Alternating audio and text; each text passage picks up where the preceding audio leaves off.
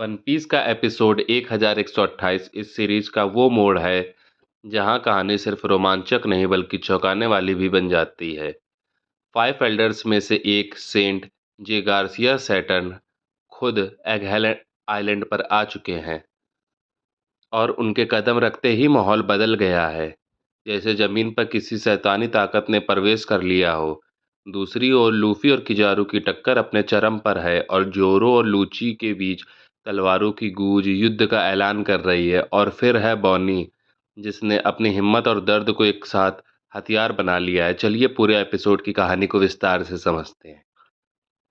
Episode की शुरुआत वहीं से होती है जहां डॉक्टर वेगापंक अपने आदेश के माध्यम से सभी पैसिफिस्टा को नेवी के खिलाफ मोड़ देता है। कमांड मिलते ही वो कहते हैं target change, eliminate navy soldiers. Navy सिपाही हैरान और भयभीत हैं। वाइस एडमिरल डॉबरमैन तक को यकीन नहीं होता कि वेगापंक का कमांड अब तक प्रभावी है।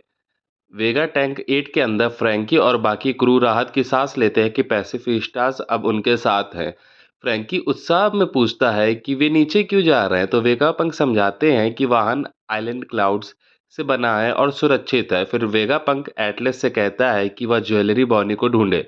सांजी तुरंत कहता है ये जिम्मेदारी मुझे दीजिए और बॉनी को ट्रैक कर भी लेता है अपने खास अंदाज में। बिना देर किए वह सीधा कूदकर उसकी मदद करने के लिए निकल पड़ता है। बॉनी फिलहाल नीचे छुपी हुई है और राहत महसूस कर रही है कि पैसिफिस्टास अब उनके पक्ष में है। लेकिन तभी वाइस एडमिरल पॉम्स्की उस पर हमला करता है। बॉनी अपने डेविल फ्रूट की ताकत एनडीई से दुश्मनों को बेहोश कर देती है बिना उन्हें नुकसान पहुंचाए। वाइस एडमिरल ब्लू ग्रास भी एंट्री करती है और अपने पैसिफिस्टा के माध्यम से बॉनी पर हमला करती है। वह बताती है कि उसके पास राइड फ्रूट की शक्ति है, जिससे वह किसी भी सवारी को कंट्रोल कर सकती है। जैसे ही पैसिफिस्टा लेज़र चार्ज करता है, बॉनी उसमें अपने पिता बार्थलोम्यू कूमा का चेहरा देखती है और एक पल को स्तब्ध हो जाती है। उसी समय सांजी पहुंचकर उसे बचा लेता है और वेगापंक की टीम उसे वाहन में वापस ले जाती है। लैब लाबो फेज में चॉपर रॉबिन को स्ट्रेचर पर लिटाता है। स्टेसी पीछे रुकने का निर्णय लेती है जबकि बाकी क्रू आगे बढ़ता है। और अब आता है इस एपिसोड का सबसे शक्तिशाली दृश्य। नौसेना की ओर से घोषणा होती है फाइव एल्डर्स में से एक सेंट सैटर्न एगहेल आइलैंड पर उतरने वाले हैं। कमांडर रैंक से नीचे के सिपाहियों को निर्देश दिया जाता है कि वे उन्हें न देखें। सैटर्न के कदम रखते ही जमीन पर एक रहस्यमयी पेंटाग्राम बनता है।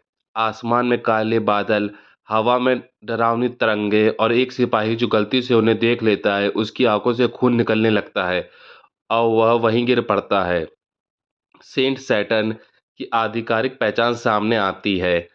God head of science and defence saint Jaygarcia Saturn, five elders. दूसरी ओर लूफी और किजारू के बीच टकराव जारी है। लूफी गियर 5 में गमगम स्टार गन से किजारू को जोरदार चोट देता है, लेकिन उस वार के बाद लूफी ठक कर गिर जाता है। वेगापंक और टीम भी नीचे आ गिरते हैं लेकिन बच जाते हैं। सेंट सैटर्न उनकी ओर बढ़ते हैं और वेगापन उनसे पहचान पूछता है। जवाब आता है, मैं सेंट सैटर्न हूँ, मुझे लगा तुम मर चुके होगे। बॉनी को अचानक कुमा की यादें सताने लगती है। वह गुस्से और दुख में भरकर तलवार उठाती है और सेंट सैटर्न के सीने में घुसेड़ देती है। और यही एपिसोड समाप्त होता है। बॉनी ने वह कर दिखाया जो कोई सोच भी नहीं सकता। वन पीस का यह एपिसोड बताता है कि युद्ध सिर्फ ताकत का नहीं बल्कि हौसले और जज्बे का भी होता है। अगर आपको यह वीडियो पसंद आया हो तो इसे लाइक ज़रूर करें, कमेंट करें वन पीस रॉक्स और बताएं इस एपिसोड का सबसे चौंकाने वाला आपके लिए कौन-सा पल था? चैनल को सब्सक्राइब करें और बेल आइकन दबाना ना भूलें, क्योंकि अगला एपिसोड लेकर आएगा और भी बड़ा तूफ़ान। धन्यवाद।